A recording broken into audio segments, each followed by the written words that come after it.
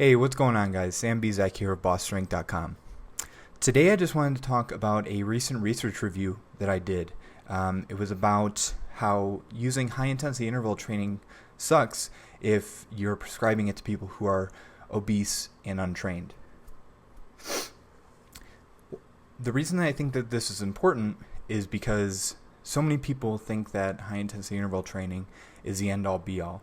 Most people who are in the fitness world suggest that high-intensity interval training is more time efficient. It creates an environment where you're burning fat throughout the day rather than just during the training session.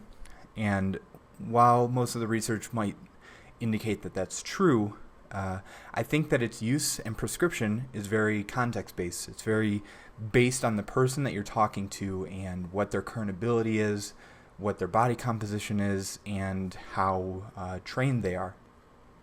So this study, it evaluated some really obese individuals who were middle-aged women that were untrained.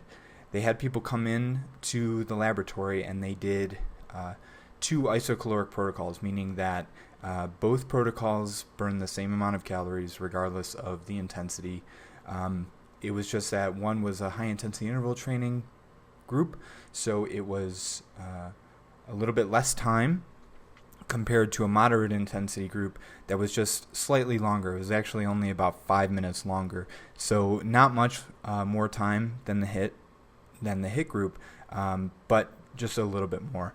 And they measured everything that they would normally do, things like heart rate and VO2 max. They had a gas exchange mask to evaluate what was going on internally. But they also had measurements of their rate of perceived exertion and a feeling scale in which they took at regular intervals during the cardio session to understand how these individuals were feeling. And they used this as a good indication of how likely these people would be willing to do this protocol again in the future. As it turned out, and not very surprisingly, each time that these overweight individuals used a HIIT sprint, their rate of perceived exertion shot up, and along with it, their feeling scale went down, kind of indicating that they were starting to feel worse and worse. And it was pretty linear. If you want to take a look at the research review, it's up on my site right now. The graph showed that pretty much every time there was an increase in this rate of perceived exertion as a result of the HIIT sprints, there was a subsequent decrease in the feeling scale. Now, I think that this is a really important study to think about because, as I mentioned a little bit ago, everybody thinks that HIIT training is the end-all be-all for cardiovascular training.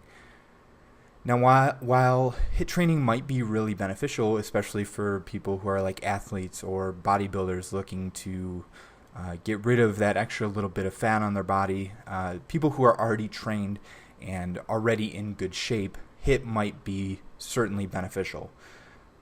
However, I think its use and prescription is very context-based. It's very dependent on the person that you're talking to and the person that you're prescribing it to.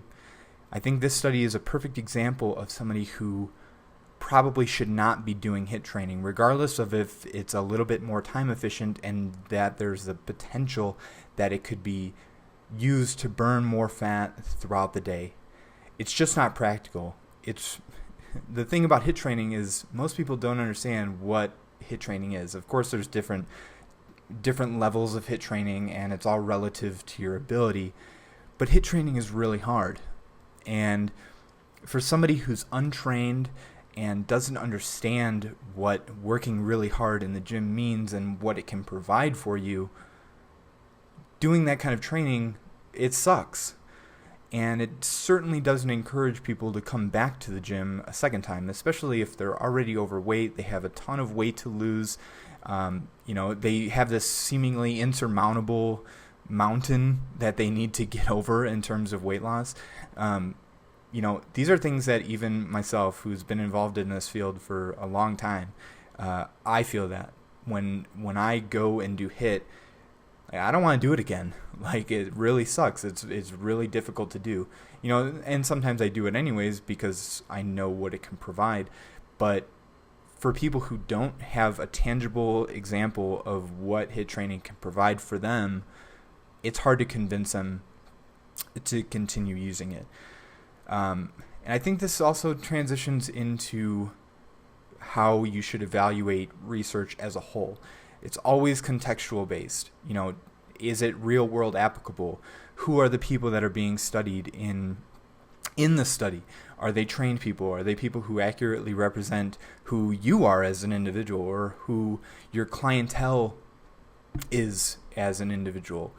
Should they be able to use that information? It varies so widely that you need to people need to stop taking research as Bible and understand that it's very widely based on who the information is being used for. And I think this also kind of, transcends into the idea of you should be training how you want to train. A lot of times people take research and what the experts claim to be the best things since sliced bread as gospel, and then only train that way because the science tells them to. This is something that I've struggled with too. I'm very science-based. I'm very evidence-based in my practice, and I believe that the evidence suggests probably the best way to get to a certain goal depending on that goal. But you also have to enjoy yourself, and you also have to be motivated to go to the gym. Too often, and I've been guilty of this, of prescribing this stuff to other people, kind of telling them what they should be doing based on the research, rather than taking into account what they actually enjoy and what they don't enjoy. And this is something that I've taken into practice with some of my own clients.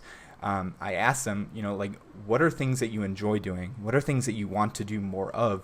And then what are things that you don't want to do anymore? Because I don't want to make somebody do something that they're not enjoying and that they won't want to come back and do again. And I think this is something that a lot of people, they seem to forget. They say if you want to put on muscle, you shouldn't be running. Well, okay, maybe the science says that there's some sort of interference effect. If you're running all the time, it's not very conducive to putting on a lot of muscle. That's fine. I get that. But what if you really like to run? You're just going to tell clients that they should never run again, or that it's bad for them if they're doing it? No, that's ridiculous. I'm into powerlifting. I like to lift heavy. I like to, put on muscle. But I also really love to challenge myself with running and cardio and doing things that are outside of my comfort zone. Is that potentially interfering with my lifting? Sure. But I've got the rest of my life to lift, and I've got the rest of my life to run if I want. It's okay if you want to do things that are outside of the scope of your goal, unless you have a very dedicated goal, such as I'm doing a bodybuilding contest. I'm not, but if this describes you, if you were doing a bodybuilding contest and you had 15 weeks to get ready for it, you might not want to do 10-mile runs unless you already do 10-mile runs and you don't have an issue with it. That might be counterintuitive to the goal that you want. But the main point of this whole video is that you need to do what you enjoy. I had a friend who was actually using one of my training programs contact me and ask me about cardio. He understands that there's some sort of interference effect, but enjoys doing cardio. It's the same way as me. I like to run. I think it's kind of primal and fun to do, and it's hard. So if you want to do things that are counterintuitive to the ultimate goal, you should also try and find ways to make it work. Find ways to use training that might be slightly different from your goal and incorporate it in the best way possible, rather than just saying oh, I'm not going to do this even though it makes me happy, whatever. So I hope that you guys kind of understand the message I'm trying to provide right now, in that even though science says that you should be doing one thing, it's okay if doing something else makes you happy. Just keep in mind that maybe maybe it won't provide the absolute best benefit for your goal. If you're a bodybuilder and you still want to run, that's totally cool. There's nothing wrong with that. It's still exercise. It's still improving your health in one way or another. You just have to understand that it might not provide you with the maximal muscle growth or definition, anything along those lines. So I think that about wraps it up for today. Until next time. Thanks, guys.